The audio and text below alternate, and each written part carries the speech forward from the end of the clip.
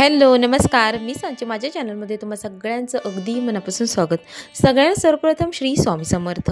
तुम्हा सगळ्यांचे चांगल्याचे स्वामी महाराज पूर्ण करत ही स्वामींचरणी प्रार्थना। यावर्षी 13 मार्च गुरुवारी आहे होळी। दरवर्षी फाल्गुन महिन्यातील शुक्ल पक्षातील पौर्णिमेचा दिवस होळी म्हणून साजरा केला जातो। तारखेमध्ये मात्र बदल होतो, पण इंग्रजी महिन्यानुसार बघितलं तर मार्च महिन्याच्या सुरुवातीला किंवा मध्यान्हात होळीचा सण येत असतो। होळीची पूजा जी साधारणतः संध्याकाळी सूर्य मावळल्यानंतर केली जाते। होळी म्हणजे चांगल्याचा वाईटावर विजय। याप्रमाणे आपल्या आयुष्यातील आपल्या घरातील नकारात्मकता दूर व्हावी, होळीमध्ये जळून नष्ट व्हावी, यासाठी होळीत काही वस्तू टाकण्याची प्रथा फार जुनी आहे। आजच्या व्हिडिओमध्ये मी काही खास उपाय सांगणार आहे, ते तुम्हाला नक्की करायचे आहेत। तुम्हाला जसा प्रॉब्लेम असेल तसा तुम्ही हा उपाय करू शकता। आता पहिला उपाय काय, तर बऱ्याच ठिकाणी असं पाहायला मिळतं, आता लग्न सीझन आहे तर बऱ्याच ठिकाणी पाहायला मिळतं मुला मुलींची लग्न जमत नाहीयेत किंवा लग्न जमलं तर ते मोडतंय। खूप तुम्ही शिकलेले आहात तरी सुद्धा हा प्रॉब्लेम येतो। लग्नामध्ये अडचणी येतात, लग्न जमतं आणि ते नंतर मोडतं। तर अशा मुला मुलींनी काय करायचं, लक्ष देऊन ऐका। 8 हळकुंड घ्यायचे आहेत। 8 हळकुंड उजव्या हातामध्ये धरून ते स्वतःवरून 7 वेळा ओवाळून घ्यायचे आहे। ओवाळताना क्लॉकवाईज ओवाळून घ्यायचं आहे, अगदी 7 वेळा ओवाळून घ्यायचं आहे। आणि हे आपल्या घरीच करायचं आहे। होळी जिथे आपण करतोय म्हणजे सार्वजनिक होळीच्या ठिकाणी जर तुम्ही जाणार असाल तर तिथे न करता हा उपाय तुम्हाला घरीच करायचा आहे। आणि हा घरी उपाय करून झाल्यानंतर होळीमध्ये हे 7 हळकुंड जे आहेत, जे आपण ओवाळून घेतलेले आहेत, ते तुम्हाला होळीमध्ये दहन करायचे आहेत। पण हा उपाय मात्र घरीच करायचा आहे। त्यानंतर दिवसभरामध्ये तुम्ही कधीही उपाय हा करू शकता। अगदी सकाळी करून ती हळकुंड तशी ठेवलात तरी चालेल। संध्याकाळी जेव्हा होळी दहन असेल, होळीची पूजा जेव्हा तुम्ही करणार आहात त्यावेळी तुम्हाला हे दहन केलं तरी चालेल। म्हणजे होळीमध्ये तुम्ही हे टाकून झाल्यानंतरला म्हणजे काय करायचं तुम्हाला सांगते, जाताना मागे वळून बघायचं नाही। जेव्हा तुम्ही हातातून घेऊन जाता मागे वळून बघायचं नाही, आणि येताना सुद्धा टाकून आल्यानंतरला सुद्धा तुम्हाला मागे वळून बघायचं नाही। जाताना मागे वळून बघायचं नाही आणि जाताना डायरेक्ट होळीच्या इथं जायचं, येताना पण डायरेक्ट घरी यायचं। कोणाशीही मध्ये गप्पा गोष्टी मारत बसायचं नाही। तिथे गेल्यानंतरला सुद्धा आपला उपाय शांतपणे व्यवस्थित करायचा आहे। काही गडबड गोंधळ करायचा, कोणालाही काही सांगायचं नाही मी हा उपाय करते असं कोणालाही सांगायचं नाही। गुप्तपणे हा तुम्हाला उपाय करायचा आहे। दुसरा उपाय म्हणजे आजारपण। बऱ्याच जणांना आजारपण असतं, म्हणजे अगदी मरेपर्यंत तुम्हाला गोळ्या चालू असतात, काही सिरप चालू असतं। म्हणजे सकाळी उठल्यानंतरला गोळी खाल्ल्याशिवाय तुमची सकाळ सुरू होत नाहीये आणि रात्री झोपण्यापूर्वी सुद्धा तुम्ही गोळी खाताय, त्या गोळी खाल्ल्याशिवाय सुद्धा तुम्हाला झोप लागत नाही, असे बरेच जण असतात। तर अशा वेळेला या गोळ्यांपासून सुटका मिळवण्यासाठी वर्षातून एकदाच उपाय करायचा असतो। तर तुम्हाला ही चांगली संधी आहे, तर आवर्जून हा उपाय तुम्हाला करायचा आहे। तर उपाय काय तुम्हाला सांगते, 5 कवड्या घ्यायच्या आहेत, 5 गोमूत्र चक्र घ्यायचं आहे।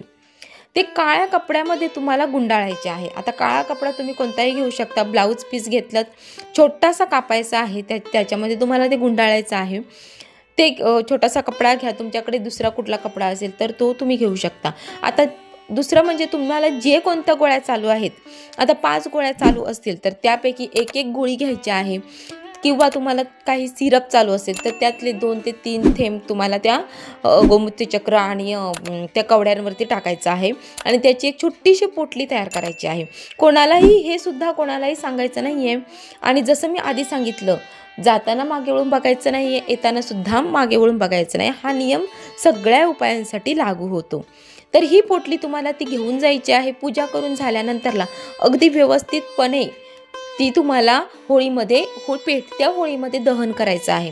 होळीमध्ये दहन केल्यानंतरला तुम्हाला होलिका मातेला प्रार्थना करायची आहे, हे मला आजारपण आहे ते माझ्या मागे लागलेलं आहे, तर ते दूर होऊ दे, यासाठी तुम्हाला मनापासून अगदी श्रद्धेपूर्वक तुम्हाला प्रार्थना करायची आहे। हात जोडून तुम्हाला प्रार्थना करायची आहे। त्यानंतरला आर्थिक प्रगती। कोणाला वाटत नाही तुमच्यापासून माझ्यापर्यंत सगळ्यांना असं वाटतं की आपल्याकडे खूप सारे पैसे असावेत, तर आर्थिक प्रगती कायम टिकावी, आर्थिक प्रगती, आपल्याकडे पैसा कायम टिकावा, आपल्या घरी लक्ष्मी नेहमी खेळती राहावी, त्यासाठी तुम्हाला काय करायचं आहे, अगदी मूठभर अखंड तांदूळ घ्यायचे आहेत, त्यासोबतच मूठभर ज्वारी घ्यायची आहे. ते तुम्हाला पेटत्या होळीमध्ये टाकायचं आहे. टाकताना सुद्धा अगदी वाकून टाकायचं आहे, अगदी फेकायचं नाही, लांबून अगदी फेकायचं नाही. आता माहिती आहे होळी खूप पेटत असते, तर जवळ जाऊन कसं टाकायचं, पण थोडं वाकून व्यवस्थित अगदी मूठभर तांदूळ घ्या, अखंड तांदूळ घ्या आणि मूठभर ज्वारी घ्या. ते तुम्हाला पेटत्या होळीमध्ये टाकायचं आहे. ते टाकून झाल्यानंतरला तुम्हाला प्रार्थना करायची आहे की माझ्याकडे माझी आर्थिक प्रगती सुधारावी, आणि जर तुमच्याकडे लक्ष्मी असेल तर ती लक्ष्मी कायमस्वरूपी आपल्या घरी टिकावी, त्यासाठी तुम्हाला प्रार्थना करायची आहे. तुम्हाला कधीही हा उपाय केल्याने तुम्हाला कधीही धान्याची कमतरता भासणार नाही. उद्योगधंदा जर तुमचा चालत नसेल, कोणी घरावर आपल्या केले असं जर तुम्हाला मनोमनी नेहमी असं सगळ्यांना वाटतं की हां हे वाईट झालंय, कुणी काही घरावर केलंय का, असं जर तुम्हाला नेहमी वाटत असेल तर हा उपाय तुमच्यासाठी अगदी वर्षातून एकदा करायचा असतो, तर ही संधी गमावू नका.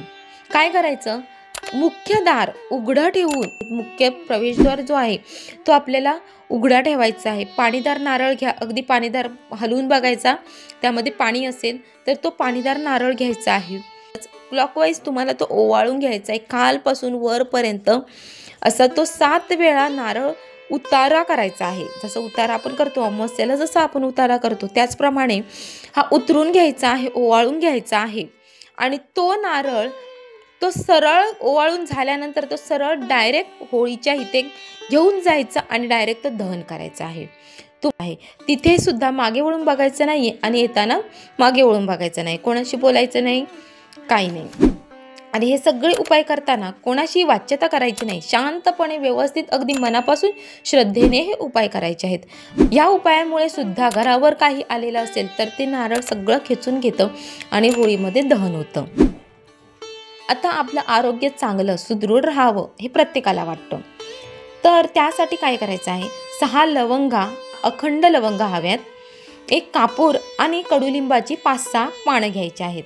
ते स्वतःवरून उतरवून टाका, घरातील प्रत्येकावरून ओवाळलं तरी चालेल.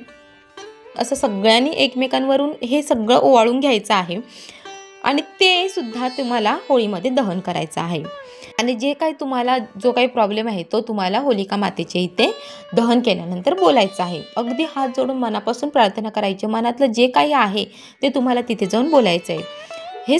आणि हे सगळे उपाय तुम्हाला आवर्जून करायचे आहेत. जो काही तुम्हाला जो प्रॉब्लेम आहे, आता तुम्हाला आजारपण असेल तर आजारपणासाठी वेगळा, आर्थिक प्रगतीसाठी जो तुम्हाला नारळाचा उतारा सांगितला आहे तो नारळाचा उतारा, आणि सगळ्यांमध्ये मुलामुलींचं जो लग्न जमत नाही त्यासाठी जो मी उपाय सांगितला, ते सगळे उपाय जे तुम्हाला जसं योग्य आहे, जसं तुम्हाला ज्या उपायाची गरज आहे तो उपाय तुम्ही मनापासून करायचा आहे. मी सांगितलं म्हणून करू नका. तुम्हाला वाटतंय हां मी हा उपाय केला पाहिजे, हा उपायाने मला खरंच फरक पडेल, तेव्हा तुम्हाला तो उपाय करायचा आहे.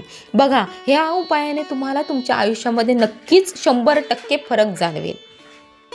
अतिशय महत्त्वाची माहिती मी तुमच्यासोबत शेअर केली आहे. व्हिडिओ आवडला तर लाईक करा, शेअर करा, चॅनलला सबस्क्राईब नक्की करा. पुन्हा भेटू आपण अशाच एका नवीन व्हिडिओमध्ये.